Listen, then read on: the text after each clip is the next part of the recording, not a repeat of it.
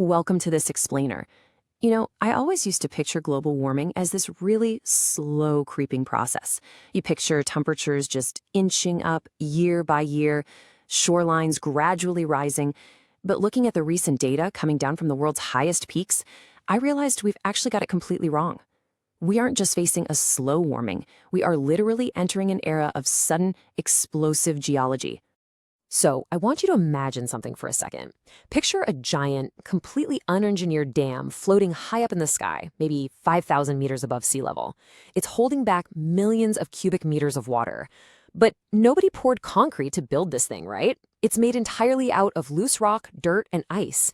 So the question is, what exactly happens when that highly unstable structure suddenly fails? Well, when it fails, you get what scientists call a glacial lake outburst flood, or a GLOF for short. As global temperatures rise, melting glaciers are basically creating these massive pools of water right at their bases. And you have to think of the natural loose debris holding that lake back as a ticking time bomb. Because when it finally breaks, it releases an absolute apocalyptic torrent of water downstream, which is turning these high-altitude regions all over the globe into completely unpredictable hazard zones. And what's totally wild here is the stark contrast. I mean, normal floods usually take days to build up from heavy rain, giving people time to react. But GLOFs, they happen practically in an instant. All that stored water is released at once. And it isn't just water. We're talking about a high-speed bulldozer of massive boulders, thick mud, and giant chunks of ice. It's honestly less like a flood and much more like a devastating debris avalanche that just crushes literally everything in its path. Let's break down exactly how this happens, because the mechanics are surprisingly simple. First, a glacier retreats. Then, meltwater pools up behind it, and the super fragile dam of soil and loose rock naturally forms. But here's the scary part. All it takes is one single trigger to set it off. It could be a minor earthquake, some heavy rain, or even just a chunk of ice falling into the lake. That creates a massive wave that overtops and just completely obliterates the dam. Now, I want to be clear, this isn't some far-off futuristic sci-fi threat. It is happening right now, and the historical track record, especially in the Andes and Himalayas, is absolutely staggering. Take 1970, for instance. An earthquake triggered an ice and rock avalanche in Peru, creating a compound disaster that killed roughly 20,000 people. 20,000. And from Nepal all the way to India, we're seeing vital infrastructure like power plants and entire communities literally being wiped off the map. 15 minutes. That's literally all it took back in 1941, from the exact moment the mountain burst until a full third of the city of Juarez in Peru was completely obliterated. A massive chunk of glacial ice fell into Lake Palcococha. It breached its natural dam, and it sent this colossal wall of mud, rock, and water rocketing 20 kilometers down the mountain before anyone in the city even knew what was happening. So what's driving this and making it so much worse today? Well, it all comes down to the albedo effect. It's basically a vicious, self-feeding cycle. Fresh, bright white snow acts just like a mirror, right? It bounces solar energy back into space. But as it melts away, it exposes the much darker rock and the older, dirtier ice underneath. And those dark surfaces act like a sponge for heat, which just speeds up the melting even more. And this is where the whole thing gets truly terrifying, because we are no longer looking at isolated one-off events. We're looking at a chain reaction. Warming thaws out the permafrost, which then triggers a massive rockfall. That rockfall hits a glacial lake, which triggers a localized tsunami, which breaks the natural dam, ultimately unleashing a massive debris flow right into a heavily populated valley. It's an unstoppable geological domino effect. But here's a really weird twist. Before all that ice is completely gone, we hit this bizarre transitional phase called peak water. Because the rapid melting actually floods the river systems with more water in the short term, it maximizes the immediate risk of catastrophic flooding. But it's totally a dangerous illusion. Once that glacier shrinks too much, that temporary abundance just vanishes, and summer river flows will drop dramatically. And that threatens billions of people downstream who desperately rely on that water for survival. So warming isn't just changing the weather anymore, it's physically rewriting the map. High up in these mountain ranges, permafrost acts as the literal glue holding the rock fractures together.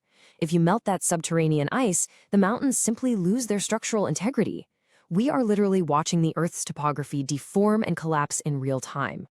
Let's map out how this actually scales as global temperatures rise, because things escalate fast. At plus 2 degrees Celsius, we start seeing a sharp spike in GLOFs in the Himalayas and expanding lakes in the Andes. Hit plus 3 degrees, and this turns into cascading massive slope failures. By the time we hit plus 4 degrees, we aren't even talking about individual floods anymore. We're looking at massive systemic collapses and vast geographic shifts across the entire globe. So where are the absolute most critical areas? We call these Tier 1 threat zones. These are places like the Himalayas and the Tibetan Plateau, the Andes down in South America, Western Canada, and Siberia. These regions are sitting right on the front lines, bracing for unprecedented terrain transformations, catastrophic rock avalanches, and huge glacial floods. If we hit that plus 4 degree scenario, we see this mind-boggling phenomenon in the Arctic and Siberia called thermokarst. Because the ground there is packed with these super thick layers of underground ice, when it melts, the ground literally just caves in on itself. Imagine the roads, the pipelines, the entire infrastructure you rely on just sinking into the earth. The map is permanently reshaped.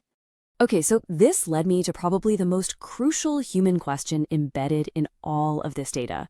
When the map itself starts sinking and mountains collapse into these cascading debris flows, where does everyone actually go? Like, what happens to human society when our own physical environment basically evicts us? Naturally, people are going to migrate to what researchers are calling climate havens. Think of these as the geographic lottery winners. They're these very rare, highly sought-after safe zones that somehow manage to dodge the worst of the geological disasters, stay free from coastal flooding, maintain really stable freshwater resources, and hold on to relatively mild temperatures. But here's the catch. This mass migration triggers a whole new human domino effect. The environment forces people out. They flood in massive numbers into these safe havens, and suddenly, the localized demand for food, water, and housing just completely skyrockets. And that sudden, intense pressure, it creates severe sociopolitical friction between the new arrivals and the folks who are already living there. And, history actually gives us a warning here about how this plays out. Think about the massive population shifts during the 19th century American westward expansion, or the 1947 India-Pakistan partition, where millions of people moved across newly drawn borders.